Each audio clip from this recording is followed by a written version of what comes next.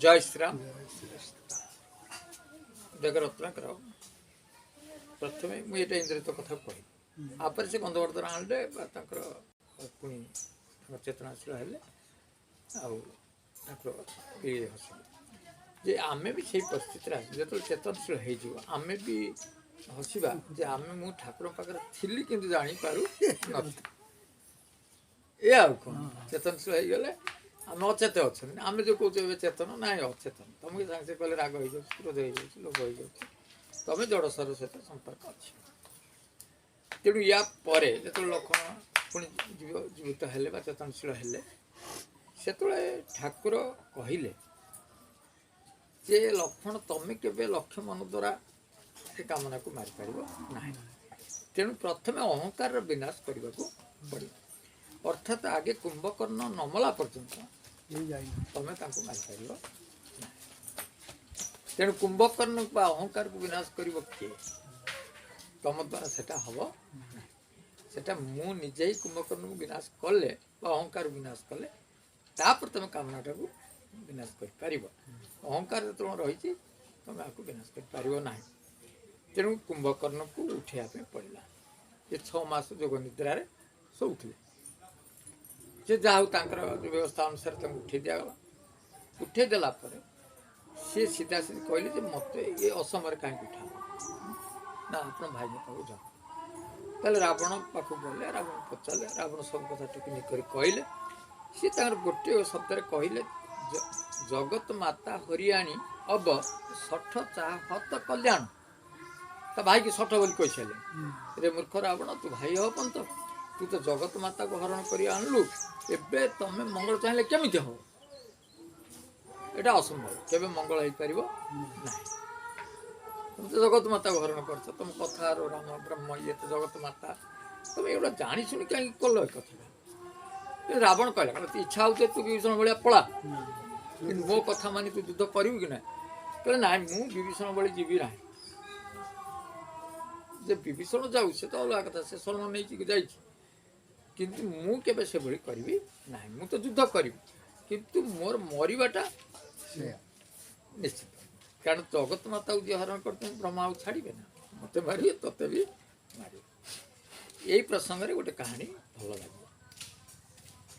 जे जो रातिटा पाइब तापर दिन कुंभकर्ण युद्ध को जीव अहंकार विनाश तेणु कुंभकर्ण माया भी थिला माने गोटे ब्राह्मण वेश वृद्ध ब्राह्मण वेश सी सुबलगिरी निकट को ठाकुर जो सैन्य नहीं छणी पकड़ रोते से ठाकुर जो तमु पकड़ रोते 3टी द्वार थिला माने माने गोटे पर गोटे 3टी द्वार थिला जे प्रथम द्वार अंगद द्वितीय द्वार लक्ष्मण तृतीय द्वार हनुमान थे तेणु ये 3 जन को अतिक्रम कले तुम जाके राम को देखा कर भगवान को देखा कर प्रथम जो ब्राह्मण गले अंगद कहला ना छाड़ी कहले कहीं छाड़ू ना मुझे ब्राह्मण आसी ठाकुर को देखा करने कहीं छाड़बनी कि कहले आम शत्रु भय अच्छे शत्रुपक्ष आस ये हसिला कहला देख तो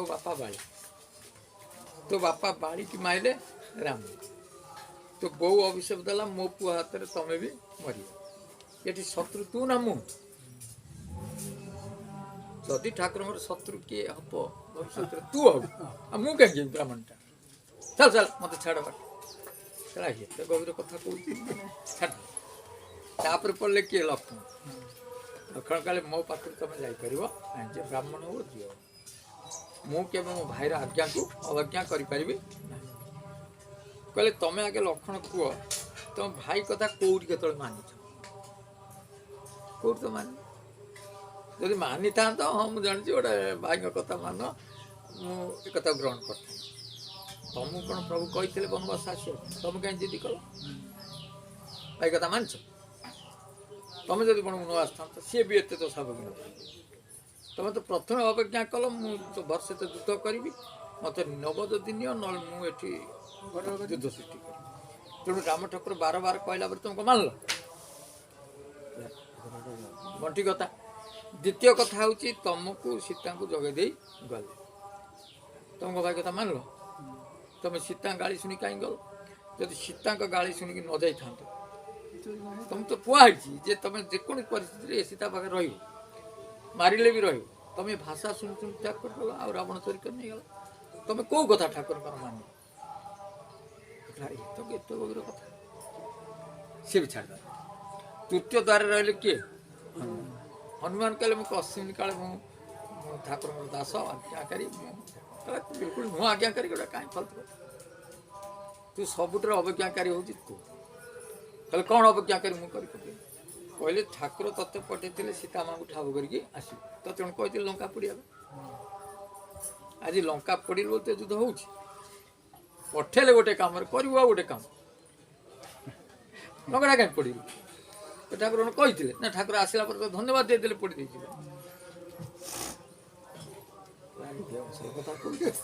द्वितीय कथा सीता माँ ते खावा मागिल तो दुटा फल देले तू तो गोटे फल खाई तोर भोक हो न था तू ये गोटे मधुबन को भांगिकी चूरमार कर सीता कहते गछ डाल सब भांगिकी चूरमार कर तू कहीं कलु एक कथा द्वितीय तो तो फलटा खाइलु खाइलु आउ गोटे फल देते ठाकुर ठाकुर आउ गोटे फल देते तुम तुम जितक बानर सेना खाई देता तुम जीवन सारा भोक ताकू तो एकाटिया खाइलु खाइलु पुणी ठाकुर को जो फलटा दिखाई दी भाई खाइए बोली ताकू भी खाई अरे ये कथा गुड़ा क्यों ये तो सीता माँ मत दीटा फल जे गोटे फल तुम सैन्य बोला समस्त खाइबा आ गोटे फल दिवाई हनुमान कहा कौन भूल गला गोटे फल को तुम 10 लक्ष पानी भर बांटी दब देख 10 लक्ष भर बांटी हेनी मोर एकाटा खाई कहला ताकू खाइल खाइल ठाकुर कहला मुझे आज 50 थर जहाँ नहीं ठाकुर कौन तू खाईदे मुझे तो नहीं था मत कही था तू खाई फिर मुझे खाई देती चालाक बात कहूँ तू मत ये कथा जो कर ना ना फिर मत कमी अविश्वास कर छाड़ मुझे छाड़ ब्राह्मण ठाकुर कुंभकर्ण तो आईच ठाकुर ये जो कथा कह जाऊँगी आपण पाखे दोषी है रावण आपन तो से पंचवटी माटी कामटी कर ये जो 14 मास से नहीं कि आसी रखला आपन ये जो गोटा कले ब्रह्म हो कि समस्त गोटी गोटी शेष कर चलती ये मान किए अपराध कर आम 3 जन अच्छे मरी तो मरी ये आपको बचे देते कौन से रावण मार देते कम सता ठाकुर हसिले कहले तुम गोटे कहानी शुणी कौन कहानी अच्छी ना पूर्व जन्म प्रताप भानु बोली जड़े राजा से प्रताप भानुकर सान भाई थे हरिवर्धन तांकर गोटे मंत्री भाई भाया थे किंतु निज मातृ गर्भर नुह सी ना धर्म ये जो राजा थे अत्यंत धर्मा धर्मप्राण प्रजाप्रिय चक्रवर्ती राजा अर्थात शह राज्य को जय करी से राज्य सहित राज्य को मिले गोटे विराट चक्रवर्ती राजा भाव में परिचित थे महापुत भाषा से जो राजा मान हरई दे से मृत्यु भय कौट जण जंगल पड़े मतलब ये तेणु गोटे गोटे गोटे एकछत्रवाद शासन करके विराट चक्रवर्ती राजा भाव में रोते किए प्रताप थरे दैवात प्रताप भानु शिकार करने जाते सैन्य सामंत सह फेरला बेले बहुत जीव मान मारिक फेरला बेले देखिले जो गोटे प्रांत पड़िया विस्तीर्ण प्रांत में गोटे गंडा चलुची माने विशाल काया गंडा जहाँ साधारणतः आखिरे केबे ये देखी नथिले तेणु राजा उत्साहित हो गले मुझे गंडाटा को शिकार कर अन्य कहले तो संध्या समय आसले महाराज समय लगे कहले मत अल्प समय लगे मुझे शिकार करदे तेणु राजा कौन कथा न मानी गोटे घोड़ार बसिकी पछे तीर मार लगे जिते तीर मारता से खसी जाता से भाव में जंगल भितर पशिला राजा भी पछ पछ पशिगले राजा को जमी माया घासा बेला घासीगला तो अंधकार भितर जंगल सैन्य सामंत अंधकार जंगल भितर कौन करते खोजी तेणु सी फेरी तापर ये पछरे गोड़े गोड़े कि बाट गला अंधकार से लीन हो गला कौट देखागला तेणु राजा घोड़ा पड़ घोड़ा अवश्य पड़गला घोड़ा भी अवश्य राजा भी अवश्य उभयंकर पानी दरकार चित्कार कले किए कौटी अच्छा मुझे पानी दियो किंतु कई तो ना जंगल भितर किंतु बहुत दूर को लक्ष्य कले गोटे चाल घर भितर ରତ୍ନାକର ଗୋଟେ ଚାଳ ଘର ଭିତରେ ଜଣେ ସାଧୁ ସେ ପିଣ୍ଡାରେ ବସିଛି ଆଉ ଡିବି ଆଲୁଅଟେ ଏଇଟାକୁ ରାଜା ଦେଖି ତେଣୁ ଘୋଡ଼ାକୁ ଛାଡ଼ିକି ସିଏ ବହୁ କଷ୍ଟରେ ମାନେ ଯାଇକି ସେ ସାଧୁଙ୍କ ଘର ପାଖାପାଖି ଯେଉଁ ବାରଣା ପାଖରେ ପଡ଼ିଗଲେ। ସାଧୁ ଉଠି ଆସି ପାଣି ଢାଳିକି ବହୁତ ପାଣି ପିଆଇଲେ, ବହୁତ ସାଷ୍ଟାଙ୍ଗ କଲେ। ସେ କହିଲେ ଆମ ଘୋଡ଼ାଟିକି ଆଣିବା ଦରକାର। ସେ ଘୋଡ଼ାଟିକି ଅଣାଗଲା, ତାକୁ ସୁସ୍ଥ କରାଗଲା, ତାକୁ ବାନ୍ଧି ଦିଆଗଲା। ରାଜାଙ୍କୁ ଆସନ ଦେଲେ ସାଧୁ ଜଣକ, ସିଏ ବାରଣ୍ଡାରେ ବସିଲେ। ସାଧୁ ସେଠୁ କିଛି ସମୟ ପଚାରିଲେ ଆପଣ କିଏ? କହିଲେ ମୁଁ ହେଉଛି ପ୍ରତାପଭାନୁ ରାଜାଙ୍କର ମନ୍ତ୍ରୀ ଧର୍ମରୁଚି। ସେ ତାଙ୍କ ନିଜ ପରିଚୟ ଦେଲେ ନାହିଁ। ତାପରେ ରାଜା କହିଲେ ଆପଣ କିଏ? ନା ମୁଁ ହେଉଛି ଏକତନ ସାଧୁ। ଏମିତିଆ ନାଁଟା କେଉଁ ଶୁଣି ନାହିଁ। ଏକତନ ଗୋଟେ କ'ଣ? ନା ଏକତନ ମାନେ ଗୋଟେ ସର। ସତ୍ୟ ଯୁଗରେ ମୁଁ ବଞ୍ଚେ, ତ୍ରେତାରେ ବଞ୍ଚେ, ଦ୍ୱାପରରେ ବଞ୍ଚେ, କଳିରେ ବଞ୍ଚେ, ପୁଣି ସତ୍ୟ ହେଲେ ବଞ୍ଚେ, ମୋର ମୃତ୍ୟୁ ନାହିଁ। ତାପରେ ମୋତେ ଜରା ବା ବୃଦ୍ଧ ଅବସ୍ଥା ଆସିବ ନାହିଁ, ବ୍ୟାଧି ମୋତେ ହେବ ନାହିଁ। ତେଣୁ ଅମର ହୁଏ, ଅମର ଜରା ହେବନି, ଅଜରା। ଆଉ ଗୋଟେ ହେଲା ବ୍ୟାଧି, ବ୍ୟାଧି ମୋତେ। ରାଜା କହିଲେ ମୁଁ କି ଚକ୍ରବର୍ତ୍ତୀ ରାଜା ହେଇଛି, ଏତେ କରିକି ତ ମୁଁ ମରିବି। ଇଏ ସାଧୁ କହୁଛି ସେ ଅମର ଯୁଗ ଯୁଗ ପାଇଁ, ପୁଣି ବ୍ୟାଧି ହେବନି, ବୃଦ୍ଧ ହେବନି। ତେଣୁ ମୋର ଏଇ ଜିନିଷଟା ଆବଶ୍ୟକ ଅଛି। ସେ କହିଲେ ମୁଁ ଆପଣଙ୍କୁ ରାଜ୍ୟ ବି ଦେଇପାରେ, ମୋତେ କିନ୍ତୁ ଏଇ ସୂତ୍ର ବତାଅ କେମିତି ମୁଁ ଏଇ ତିନିଟା ପ୍ରାପ୍ତ ହେବି। ଏଇ ଯେଉଁ ଦୁଇଟା କଥା ମୁଁ ଏଠିରୁ ଖସେଇ ଦେଇଗଲିଣି। ଯାହା ଆଖିରେ ଦେଖିନଥିବ ସେଭଳିଆ ଗଣ୍ଡାକୁ କେବେ ବିଶ୍ୱାସ କରିବ ନାହିଁ, ବା ଯାହା ଅସମ୍ଭବ ସେଭଳିଆ ସାଧୁଙ୍କ କଥାକୁ ବିଶ୍ୱାସ ବି କରିବ ନାହିଁ। କାରଣ ଏଇ ମର୍ତ୍ତ୍ୟମଣ୍ଡଳ ଦେହ ବହି ଠାକୁର ହୋଇଲେ ବି ମରେ। ରାମ କୃଷ୍ଣ ଇଏ ଯିଏ ବି ଆସୁଛନ୍ତି ସେ ବି ସର୍ବ ତ୍ୟାଗ କରୁଛନ୍ତି। କିନ୍ତୁ ଏତେ ବଡ଼ ପ୍ରତାପୀ ରାଜା ହେଇ, ଏତେ ବଡ଼ ବୁଦ୍ଧିଶାଳୀ ରାଜା ହେଇ, ଜ୍ଞାନୀ ରାଜା ହେଇ ସେ କଥାରେ ଫସିଗଲା। ତାହେଲେ ସେଠୁ ଗୋଟେ ଥର ସେ ସବୁ କହିଲେ ମୁଁ ତମକୁ କାହିଁ କହିବି, ତମେ ନିଜେ ପ୍ରତାପଭାନୁ, ତମ ପରିଚୟ ଲୁଚେଇକି କହୁଛ। ଆହୁରି ବି ଏଟା ଅସମ୍ଭବ କଥା, କ'ଣ ଏଇ କଥା ଜାଣିଲେ କେମିତି? ଗୋଟେ ତାପରେ ସେ କହିଲେ ଠିକ୍ ଅଛି ମୁଁ ତାକୁ ବତେଇଦେବି। ସେଟା ବତେଇଲେ କ'ଣ ନା ଆଗାମୀ ଯେଉଁ ଦୋଳ ପୂର୍ଣ୍ଣିମା ଆସୁଛି, ସେ ଦୋଳ ପୂର୍ଣ୍ଣିମା ଦିନ ତମେ ଲକ୍ଷେ ବ୍ରାହ୍ମଣକୁ ଏକ ସମୟରେ ଭୋଜି ଦେବ। ସେଇ ଏକ ସମୟରେ ଭୋଜି ଖାଇଲା ପରେ ସେମାନେ ଯେଉଁ ଆଶୀର୍ବାଦ କରିବେ, ସେଇ ଆଶୀର୍ବାଦରେ ମୁଁ ତମକୁ ଏଇ ତିନିଟା ପ୍ରାପ୍ତ କରିବି। ରାଜା କହିଲା ମୋ ପାଇଁ କିଛି କଥା ନାହିଁ, ମୋର ବିରାଟ ଚକ୍ରବର୍ତ୍ତୀ ରାଜା, ବିରାଟ ରାଜ୍ୟ, ମୁଁ ଲକ୍ଷେ ବ୍ରାହ୍ମଣ ବି ଯୋଗାଡ଼ କରିଦେଇପାରେ। କହିଲେ ନାଇଁ, ଯେଉଁଦିନ ଯୋଗାଡ଼ କରିବ ସେଦିନ ତମ ଯେଉଁ ରୋଷେଇଆ ଯିଏ ରୋଷେଇ କରିବ ତାକୁ ମୋ ପାଖକୁ ପଠେଇବ। କହିଲେ ଆପଣ ପାଖକୁ କାହିଁକି ଆସିବ? ନା ମୁଁ ତାକୁ ଏଇ ଆସନ ରଖିଦେଇ ମୁଁ ତାରି ରୂପ ଧରିକି ମୁଁ ଯିବି। ମୁଁ ରୋଷେଇ କଲେ ସେ ଖାଇଲେ ଯାଇକି ହବ, ତୋ ରୋଷେଇଆରେ ହବ। ଦେଖିଲେ ଭଲ କଥା। ତାପରେ ରାଜା ଫେରି ଆସିଲେ। ସେଇଭଳି ଦିନରେ ଲକ୍ଷ ବ୍ରାହ୍ମଣକୁ ଇଏ କ'ଣ କରିଦେଲେ, ନିମନ୍ତ୍ରଣ କରିଦେଲେ। ଲକ୍ଷ ବ୍ରାହ୍ମଣ ନିମନ୍ତ୍ରଣ ହେଇକି ଆସିଲେ, ଯିଏ ଯେଉଁଭଳି ମାଂସ ଖାଇବ ସବୁ ବ୍ୟବସ୍ଥା କରାହେଇଛି। ଏ ବ୍ରାହ୍ମଣକୁ ପଠେଇଲେ, ତୁ ଆସ ଏ ଜଙ୍ଗଲ ଭିତରେ ଯିବୁ, ଏଇ ଜାଗାରେ ଏକତନ ବାବା ଅଛନ୍ତି, ସେଇଠିକି ଯାଇ ପହଞ୍ଚିବୁ, ସିଏ ତତେ ଯାହା ବରାଦ କରିବେ ରୋଷେଇ ଶିଖ। କିନ୍ତୁ କଥା ହେଇଛି ଆକୁ ଆସନ ଲୁଚେଇକି ଇଏ ତା ନିଜେ ଆସିବ।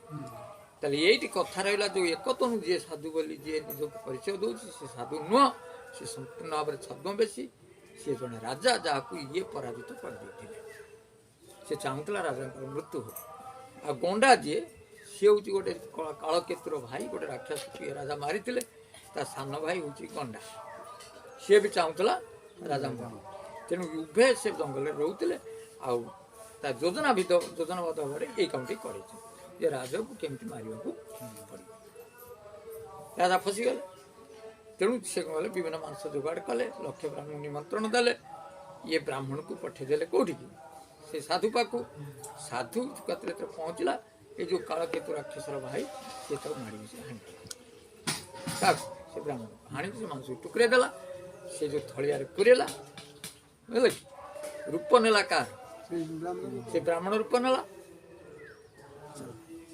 ଆସିକି ରାଜାଙ୍କ କାନରେ କହିଦେଲା ମୁଁ ଆଇ। ରାଜା କହିଲେ ସେଠୁ ସିଏ କ'ଣ କଲେ, ଯେଉଁ ନର ମାଂସ ବ୍ରାହ୍ମଣ ମାଂସ ନେଇଥିଲେ ସେ ମାଂସକୁ ପୁଳା ପୁଳା କରି ଅନ୍ୟ ସବୁ ମାଂସରେ ମିଶିଦେଲେ। ହରିଣ ମାଂସରେ, ମୃଗ ମାଂସରେ, ଘୋଡ଼ା ମାଂସ, ଯେଉଁ ମାଂସ ମାଂସ ବ୍ୟବହାର ହୁଏ ସେ ମାଂସରେ ମିଶାଇ ଦେଲେ। କିଛି ସମୟ ପରେ ସେ କହିଲେ ନାଇଁ ଅନ୍ୟମାନେ ରୋଷେଇ କରୁଥିଲେ ସେ ଜାଣିପାରିଲେନି ଇଏ ତ ମୁଖ୍ୟ ରୋଷେଇଆ ସେ କାମ କଲେ। ଯେତେବେଳେ ରୋଷେଇ ସରିଗଲା ଏବେ ଖାଇବା ପାଳି ପଡ଼ିବ। ଖାଇବା କିଏ ନା ପରିଶିବେ ଆପଣ। ଆପଣ ଆଗେ ପରିଶି ଦେବେ ତାପରେ ଅନ୍ୟମାନେ, କିନ୍ତୁ ଆଗ ପର୍ସନଟା ଆପଣ କରିବେ। ତାର କ'ଣ ହେଲା ନା ବିବିଧ ମୃଗ ହୁଙ୍କାର ଆମିଷ ରାନ୍ଧା ତେହୁ ମହୁ ବିପ୍ର ମାଂସ କଲି ସାନ୍ଧା। ତହୁ ମହୁ ବିପ୍ର ମାଂସ କଲି ସାନ୍ଧା ମିଶେଇ ଦେଲେ ରୋଷେଇ କରିଦେଲେ। ଭୋଜନ କହୁ ସବ ବିପ୍ର ବୋଲାଏ। ଯେ ଯେତେବେଳେ ଭୋଜନ ହେଇଗଲା ବିପ୍ର ବୋଲେ ତ ବସିଗଲା। ପରସନୁ ଜବ ହିଁ ଲାଗେ ମଇପାଳ। ପରସନୁ ଜବ ହିଁ ଲାଗେ ମଇପାଳ। ଭଏ ଆକାଶବାଣୀ ସେଇ କାଳ। ଯେତେବେଳେ ବର୍ଷି ଦେଇ ଗଲେ କିଏ ରାଜା ଦେଖିଲେ ଇଏ ଲକ୍ଷେ ବ୍ରାହ୍ମଣ ନର ମାଂସ ଖାଇଦେଲେ ବ୍ରାହ୍ମଣ ମାଂସ। ତେଣୁ ଠାକୁର ଶୂନ୍ୟବାଣୀ କଲେ ଭୟ ଆକାଶବାଣୀ ସେଇ କାଳ। ପରସନୁ ଜବ ହିଁ ମହିପାଳ। ଇଏ ଯେଉଁ ରାଜା ଯେତେବେଳେ ପରସନ କଲା ବା ପରସିଲା ସେତେବେଳେ ଆକାଶବାଣୀ ହେଲା କ'ଣ ଏ ବିପ୍ରବନ୍ଧ ଉଠି ଗୃହ ଯାଅ ଭୟ ବଡ଼ ଆନି ଅନ୍ନ କନି ଖାଅ କେହି ଗୋଟେ ଅନ୍ନ ଛୁଁ ସେଇଟା ବିପ୍ର ମାଂସ ମିଶା ହେଇଛି। ବିରାଟ ଶୂନ୍ୟବାଣୀ ରାଜା ବି ପଡ଼ିଛି ଚମକି। ବ୍ରାହ୍ମଣମାନେ ବି ଛିଡ଼ା ହେଇଛନ୍ତି। ବ୍ରାହ୍ମଣମାନେ ରାଗିଗଲେ ପଇତା ବାହାର କଲେ ଲକ୍ଷ୍ୟ ବ୍ରାହ୍ମଣ ଏକାଥରେ ଅବସାନ। ନିଶାଚର ହଉ ନୃପ ହଉ ନିଶାଚର ହଉ ବଂଶ ସହିତ ନିଶାଚର ତୋ ବଂଶ ସାରା ତୁ ବିପ୍ରମାନ କହିଲେ ତୁ ଗୋଟେ ରାକ୍ଷସ କୂଳରେ ସମ୍ବତ ମଧ୍ୟ ତମ ନାଶ ଯାଉ ଜଳଦାତା ନରେହୁ କୁଲେ କେଉ। ତୋ କୂଳରେ ଗୋଟେ କେହି ଜଳ ଦେବା ପାଇଁ ନ ରହୁ। ତୁ ରାକ୍ଷସ ହେଇଯା ତୋ ବଂଶ ରାକ୍ଷସ ହେଇଯାଆନ୍ତୁ ତୁ ସମସ୍ତେ ମରନ୍ତୁ ସମସ୍ତେ ଧ୍ୱଂସ ପାଇଯାଆନ୍ତୁ ଜଣେ ହେଲେ କେହି ପାଣି ଦେବା ପାଇଁ ରହିବେ ନାହିଁ। ଏଇଭଳି ଭାବରେ ତାହେଲେ ବିପ୍ରମାନେ ଅବସର ଦେଲେ ଯେ ତୁ ନିଶାଚର ବୃତ୍ତି କଲୁ ରାକ୍ଷସ ବୃତ୍ତି କଲୁ ଆମ ବ୍ରାହ୍ମଣମାନଙ୍କୁ ଠକେଇ ଦେଲୁ ତତେ ଅଭିଶାପ ଦେଉଛୁ। ତୁ ରାକ୍ଷସ ହେଇଯା ତୋ ବଂଶରେ କେହି ନ ରହନ୍ତୁ କାହା ଜଳ ଦେବା ପାଇଁ ବି ଜଣେ ରହ। ଇଏ ତ ଅଭିଶାପ ଦେଲେ ରାଜା ଭୋ ଭୋଇ କାନ୍ଦୁଛନ୍ତି। ରାଜା ଏ ବିଷୟରେ ଜାଣିଛନ୍ତି କି? ପୁଣି ଭୟ ଆକାଶବାଣୀ ସେଇ କାଳ। ହେ ବିପ୍ରବନ୍ଧ ମୁଁ କହିନି ଯେ ରାଜା ମିଶେଇଛି ତମେ ନିରପରାଧୀ ରାଜାକୁ ବା କୌଣସି ଅପରାଧ ନ କରିଥିବା ରାଜାକୁ ତମେ ଏତେ କାହିଁକି ଅଭିଶାପ ଦେଲ? ଏଟାକୁ ଆଉ ଜଣେ କରିଛି। ତମେ ଟିକେ ଅପେକ୍ଷା କରିପାରିଲ ନାହିଁ ଯେ ଦ୍ୱିତୀୟ ବାଣୀ ଶୁଣିବା ପାଇଁ ତମେ ଏତେ ବଡ଼ ଅଭିଶାପ ଦେଇଦେଲ। ବ୍ରାହ୍ମଣମାନେ ପ୍ରଭୁ ଆମେ କ୍ଷମା କର ଆମେ ତ ନିରପରାଧୀ ରାଜାକୁ ଅଭିଶାପ ଦେଲୁ ଆଜ୍ଞା ଫଳିବ। ତେଣୁ ଇଏ ଯେଉଁ ରାଜା ଇଏ ଆମରି ବ୍ରାହ୍ମଣ କୂଳରେ ଜନ୍ମ ହେବ କିନ୍ତୁ ରାକ୍ଷସ ପ୍ରକୃତି ରହିକି ଜନ୍ମ ହେବ। ତା ବଂଶ ସହିତ ଆପଣ ତାକୁ ମାରିକି ଉଦ୍ଧାର ବୈଷ୍ଣପୁରକୁ ଇଏ ତ ରାକ୍ଷସ ହେବ କିନ୍ତୁ ଦ୍ୱିତୀୟ ବର ଦେଉଛୁ ଯେ ଆପଣ ତାଙ୍କ ପାଇଁ ଅବତାର ନେଇ ତାଙ୍କୁ ସବଂଶରେ ବିନାଶ କରି ତାଙ୍କୁ ବୈକୁଣ୍ଠକୁ ରାମଚନ୍ଦ୍ର କହୁଛନ୍ତି କାରଣ ଇଏ ବାଦରେ ହବା ଠାକୁର ଠିକ କହୁଛନ୍ତି। କହିଲେ ଆଉ ରହିଲୁ ଆମେ ତିନି ଆଉ କ'ଣ କାଲି ମୋ ପାଳି ତାପରେ ଇନ୍ଦ୍ରଜିତ ପାଳି ତାପରେ ଏଟା ଖୁସି ହେଇକି ଆଇଲା ଠାକୁର ଯାଉଛି ଆଉ ସେଥିରେ କାହିଁ ଆଉ ଭୁଲ ହବ ଆପଣ କଥା କାଲି ତ ମୋତେ ମାରିବେ ଆଉ। ମାନେ କେତେ କେତେ ବଡ଼ ଭକ୍ତ ଠାକୁର ସହିତ ପରିଚିତ ହେଇକି ମରିବାକୁ ଯାଉଛନ୍ତି ଯେ ସେମାନେ ବହୁ ଜ୍ଞାନୀ। ତା ପରଦିନ ସେଇଟା କାନ୍ଦିକି ବିଭୀଷଣ କହିଛି ଅବଭରି ଅଙ୍କ ଭେଟୁ ମୋ ଭାଇ ଅବଭରି ଅଙ୍କ ଭେଟୁ ମୋ ଭାଇ ନୟନ ସଫଳ କରୁ ମେ ଭାଇ ମୁଁ ମୋତେ ଆଜି କୋରରେ ବସା କହିଲାରେ କାହିଁ ନା ନା ରାବଣ ବଡ଼ ଭାଇ ତ ରାବଣ ବାପ କହିଲେ କାହିଁକିରେ ନା ଆଜି ମୋର ନୟନ ସଫଳ ହେଇଯିବ ଆଜି ମୁଁ ପରମାତ୍ମାଙ୍କୁ ଦର୍ଶନ ପାଇବି ଆଜି ମୁଁ ମୁକ୍ତି ହେଇଯିବ। ତେଣୁ ଏଇଟା ଶେଷ ଦେଖା ଭାଇ ଏଠି ଅବଭରି ଅଙ୍କ ଭେଟୁ ମୋ ଭାଇ ନୟନ ସଫଳ କରୁ ମେ ଏଇଟା ଜାଣିଥିଲା କିଏ କୁମ୍ଭକର୍ଣ୍ଣ ରାବଣ ବି କାନ୍ଦିଲା ସିଏ ବି ରାବଣ କ'ଣ ଅଜ୍ଞାନ ଯେ ସିଏ ଜାଣିନି ସିଏ ବି ଜାଣିଥିଲା। ଆଉ କୁମ୍ଭକର୍ଣ୍ଣ ଆସିଲା ପରେ ଯୁଦ୍ଧରେ ତାକୁ ଠାକୁର ମାରିଦେଲେ ବା ଅହଙ୍କାର ବିନାଶ ହେଇଗଲା। ତାହେଲେ ଏତିକି ଥାଉ ଅହଙ୍କାର କେମିତି ବିନାଶ ହେଲା ବା କୁମ୍ଭକର୍ଣ୍ଣ ମୃତ୍ୟୁ ଜୟ ଶ୍ରୀରାମ।